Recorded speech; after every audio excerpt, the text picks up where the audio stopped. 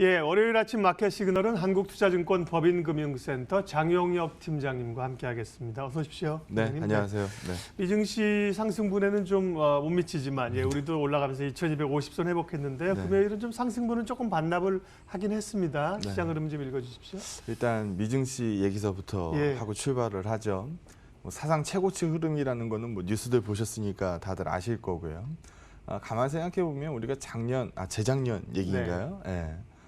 작년 초반에도 사실 그런 얘기도 많았는데 연준의 마이웨이 타이트닝이죠. 그러니까 시중에 풀어놨었던 돈을 이제 시중에 돈 푸는 속도를 떨어뜨리는 거 우리가 이 테이퍼링이었고요. 그 이후에 재투자 중단을 선언하면서 시중에서 유동성을 좀 빨아내는 것들, 이런 것들은 우리가 타이트닝이라고 부릅니다. 소위 말해서 타이트닝을 얘기를 하면서 시장이 적지 않게 충격을 받았죠. 재작년 얘기입니다. 그러면서 작년 말이었던 것 같아요. 작년 10월으로 제가 기억을 하는데 시중에서 계속 RP 금리가 급등을 튀다 보니까 연준이 다시 이제 칼을 빼들었죠. 채권 매입을 다시 진행하겠다라고 얘기를 했습니다. 우리 한번 얘기해 보죠. 타이트닝 진행하기 전에 연준의 대차대조표가 얼마 갔었는지 혹시 기억들 하시나요? 4.5조 달러였습니다. 네. 근데 지금 4.1조 달러 연준의 대차대조표가 올라와 있거든요. 남아있는 게 4천억 달러인데요. 4천억 달러 가면은 그 이전의 레벨을 넘어간다는 얘기입니다. 그러면은 지금 재매입하고 나서 연준의 국채 매입 재매입을 선언하고 나서 연준의 대차대조표가 얼마씩 늘어나는가 봤더니 한 달에 한 1,000억 달러씩 늘어나더라는 겁니다. 그러면 뺄셈 다 하실 수 있으실 테니까 4.5조 달러에서 지금 현재 4.1조 달러 늘어나는 속도가 매월 1,000억 달러씩 늘어났다라고 하면 몇 개월 더 살 수 있다는 얘기예요. 4달 남았고. 네, 한 4달 남았다는 얘기입니다. 한 4달 지나고 나면은 기존에 가졌었던 연준의 대차대조표보다 더 확대를 해야 되냐 말아야 되냐라는 이 얘기가 튀어나오게 되겠죠. 그러면 이거 우리 확대해서 끝까지 끌고 갑시다라고 갈 가능성도 사실은 별로 없어요.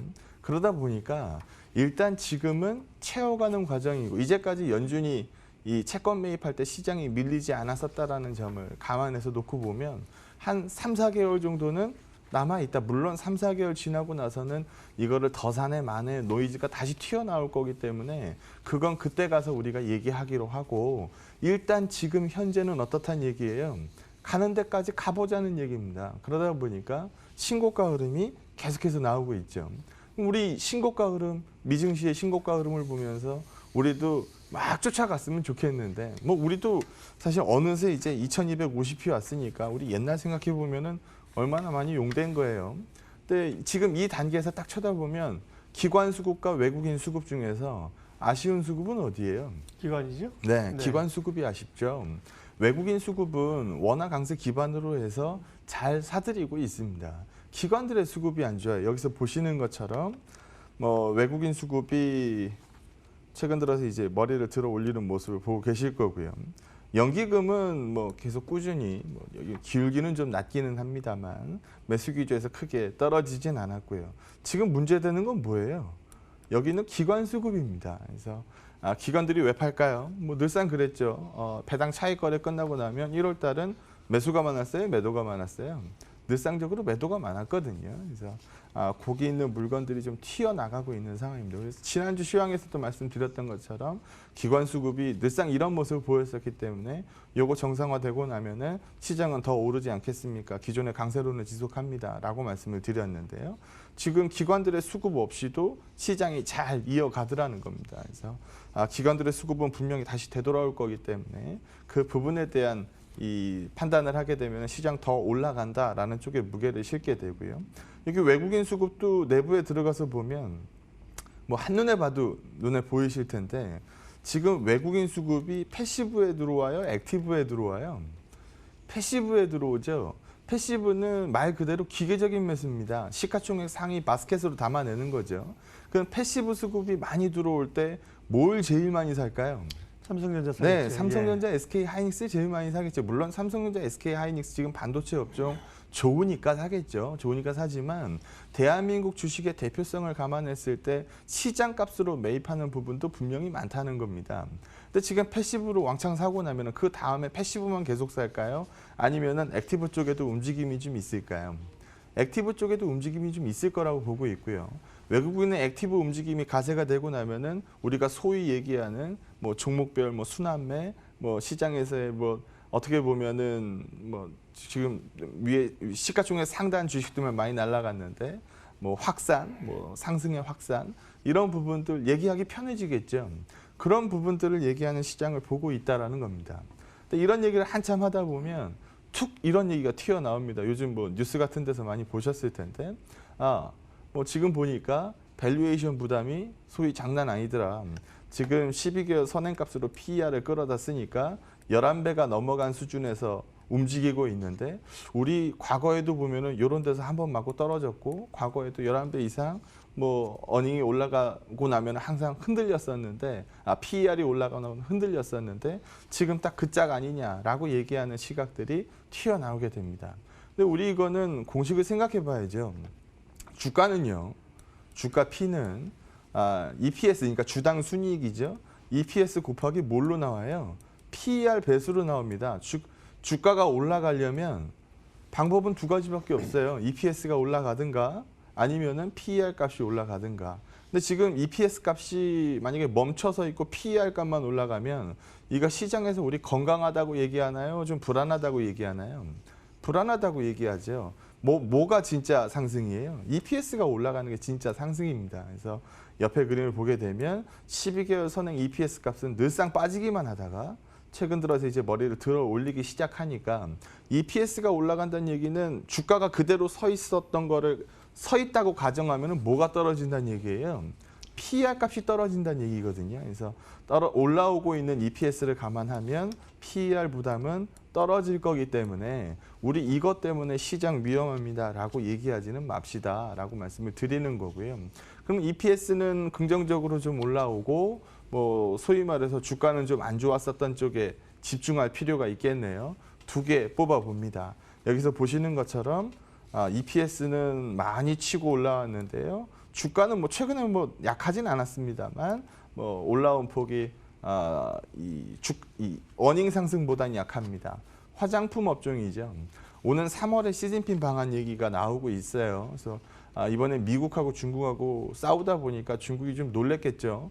싸우다 보니까 뭐 어떤 편들은 내 편을 좀 들어줄 줄 알았는데 아무도 자기 주위에 안 서 있더라는 거죠. 그래서 친구를 많이 만들어야 되는 니즈가 아마 생겼을 겁니다. 그래서 아마 우리하고도 사이가 좀 좋지 않아서 껄끄러운 얘기들이 많았었던 중국인데요.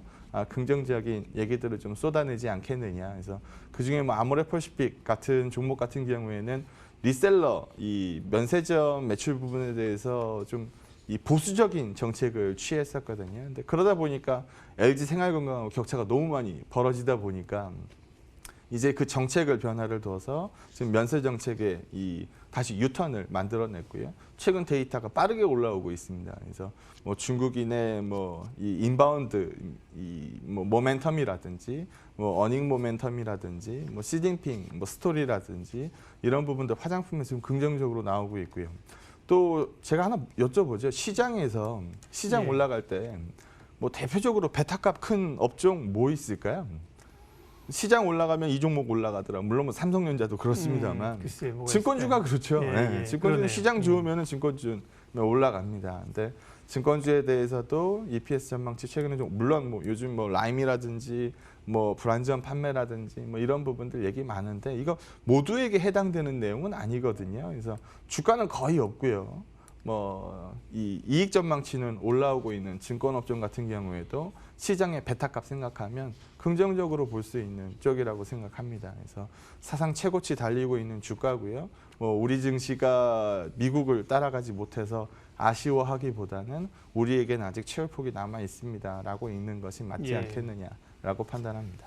전반적인 이제 시장 회복, 경기 상승에 대한 기대감으로 주목해 볼 만한 섹터, 화장품, 증권 말씀하셨고 자막에 보면 뭐 에너지, 건설 이런 쪽도 이제 거기도 보면 이번에 뭐 이란 얘기 나오면서 맞았었던 대표적인 업종이 네. 에너지, 뭐 건설 이런 쪽인데 제대로 정말 못 올라왔던 섹터잖아요. 네, 정말 못 이쪽은요. 올라왔죠. 예, 오히려 그래갖고. 밀렸었던 쪽인데 최근에 네. 이제 어닝은 또 괜찮게 나오고 네. 있으니까요.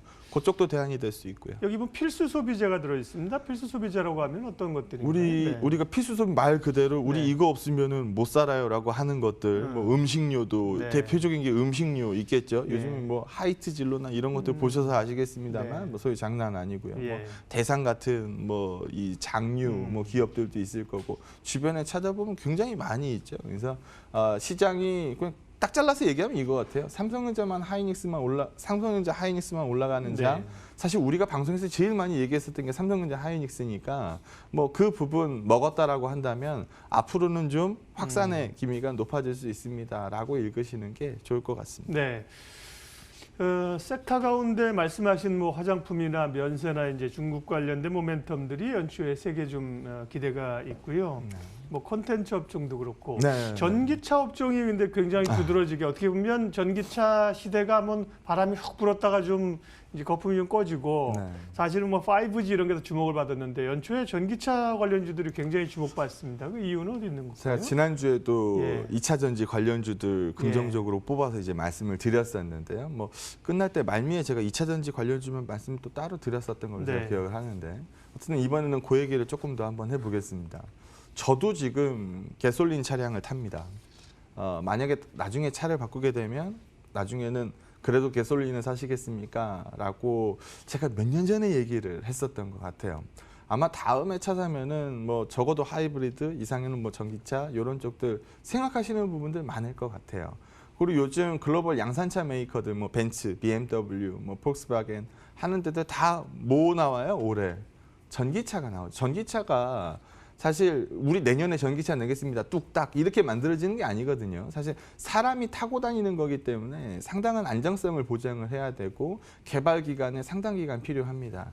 여기를 준비하는 테슬라는 이미 오래전에 전기차에 포커스를 맞췄었던 기업이니까 모델 X, 뭐 S, 뭐 모델 3 뭐 이렇게 쭉 나왔었던 거고요. 일반 양산차들은 뭐 가솔린이나 뭐 클린 디젤이나 이걸로 장사를 해먹고 있었기 때문에 전기차에 대한 이 뭐 당장의 수요가 없었겠죠. 하지만 대세를 거스를 수는 없기 때문에 오랜 기간 준비했었던 거고 그 오랜 기간 준비했었던 결과물이 올해 양산차들 메이커들을 해서 뭐 한 군데도 빠짐없이 전기차 모델이 나옵니다. 그러다 보니까 요즘 테슬라 주가 많이들 보셨을 텐데 테슬라 주가가 지금 얼마예요? 500불 넘어가서 움직입니다. 500불 넘어가서 움직이면 테슬라는 물러서 가는 차 아니잖아요. 뭘로 가요? 전기차니까 배터리로 가겠죠. 그럼 여기서 한번 보시게 되면 이거 이 LIT ETF인데 예. 여기에는 뭐 우리 LG화학도 들어가고 뭐 삼성 SDI도 들어가고 뭐 이 많은 2차 전지 기업들이 들어갑니다. 이건 미국에 상장되어 있는 ETF거든요. 예. 여기 보시는 것처럼 테슬라 주가는 많이 올라갔는데 요즘 ETF 요건 조금 올라오긴 했어요. 그래서 ETF 2차 전지 종목들은 그거에 비해서 덜 올라왔더라는 겁니다. 그래서 여기서 우리가 아이디어를 이제 찾아보는 거죠. 여기 보시면 전기차 이렇게 떠들면 나중에는 우리 시장에서 제일 큰 호재가 뭐예요? 쇼티지잖아요. 물건이 없어서 못 판다. 물건이 없어서 못 팔면 그 물건 값은 떨어질까요? 안 떨어질까요? 절대 안 떨어지겠죠. 그래서 이 구분에서 보는 것처럼 적어도 2023년 요 정도 되게 되면 2차 전지 쪽에서는 상당 부분의 쇼티지가 발생될 가능성이 존재합니다. 라는 얘기가 지금 이제 양산차들에서 전기차가 나오기 시작하니까 얘기가 쭉 나오고 있는 것들입니다. 근데 시계를 좀 뒤로 돌려보죠. 우리가 몇 년 전만 하더라도 사실 몇 년까지 볼 것도 없이 매년 전기차 얘기는 한 번도 빠지지 않고 올해 뭐가 좋을 것 같아요? 2차 전지요, 바이오요, 뭐 5G요. 이 얘기 계속했었어요. 근데 뚜껑을 열고 보니까 우리 작년에 2차 전지 관련주들 시세가 좋았어요? 안 좋았어요? 작년에 안 좋았죠. 많이 안 좋았어요. 없었죠. 안 예. 좋았던 이유가 뭘까요? 여기 보시는 것처럼 이 판매량이 떨어진다는 거거든요. 판매량이 이렇게 쭉 치고 올라가는 그림에서 방향이 꺾여가지고 떨어지더라는 겁니다. 이게 왜 그랬냐면 중국의 보조금이 일단 깎였고요. 그러면서 이제 뭐 수요, 전기차의 상당 부분 중국 수요니까. 그래서 중국에서의 성장률이 안 나오면서 여기서 보시는 것처럼 전 세계 EV 판매량이 떨어진 거죠. 그러다 보니까 2차 전지의 뭐 핵심 소재인 뭐 코발트니 뭐 니켈인 뭐 하는 것들도 가격이 다 안 좋았음에도 불구하고 2차 전지 관련주들의 시세가 굉장히 안 좋았었던 거예요. 그러니까 향후 방향에 대한 뭐 짧은 의심을 했었던 구간이라는 거죠. 그러면서 이제 이 주가가 이 맥을 못 추고 떨어지는 모습을 보였습니다. 2차 전지 관련주들한테 작년 1년이라고 한다면 굉장히 좀 아픔의 시간이었을 거라고 생각해요. 그런데 지금 연초서부터 나오고 있는 얘기는 뭐예요? 테슬라가 날아가고 뭐 글로벌 양산차들은 뭐 하나도 빠짐없이 전기차들을 발표하고 2차 전지 쇼티지 얘기 나오고 이런 분위기라고 한다면 2차 전지 관련주들의 화려한 부활을 얘기할 수 있는 시점이라고 말씀드릴 수 있을 것 같습니다. 대표적으로 뭐 LG화학이니 뭐 SDI니 이런 것들 얘기하겠죠. 여기 보시는 것처럼 LG화학의 중대형 정지, 뭐 ESS를 포함해서 뭐 이 로스를 보여주고 있었던 영업이익률인데 여기 보시는 것처럼 이제 플러스를 만들어낼 것 같습니다라고 얘기하고 있고요.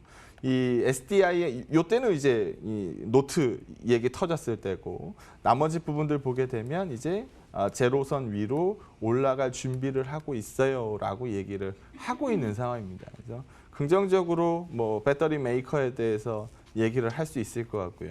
뭐 이거 모르시는 분들은 없으니까 이제 밑으로 내려가서 이 소형주들 쪽에서도 얘기를 해보면 뭐 에코프로비엠이 이제 양극재 쪽에서 선도 기업이라고 볼 수 있고 특히 포스코 케미칼 같은 경우에는 음극재 관련돼서는 뭐 거의 국내 유일한 이 모멘텀 종목이라고 볼 수 있을 것 같고요.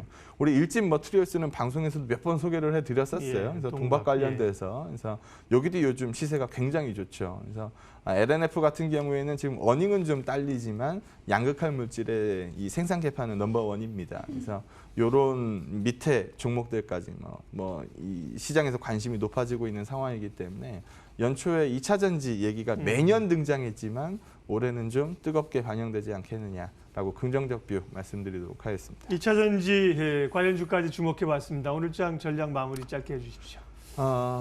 지금 약세장인가요? 강세장인가요? 강하죠. 분명히 예. 강세장입니다. 그래서 예전에는 요만큼 맞고 떨어졌는데 요만큼 맞고 떨어졌는데 라고 얘기하고 시장을 되돌아보면 시장 안 떨어지고 계속 올라가고 있죠.